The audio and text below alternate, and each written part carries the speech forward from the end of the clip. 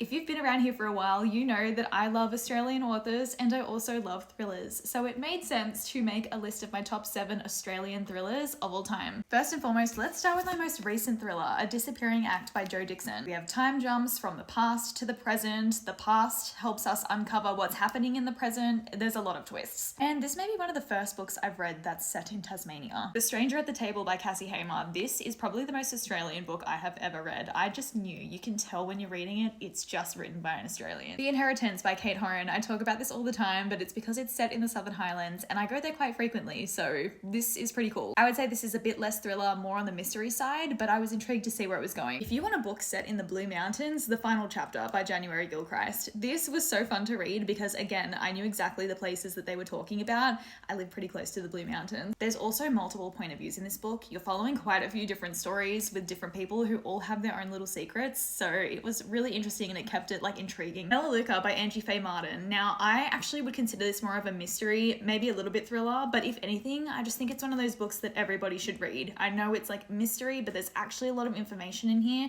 that taught me a lot. Bloom by G.M. White. This is probably the book this year that has made me the most confused in the best way possible. I loved that I felt exactly the way that our main character felt.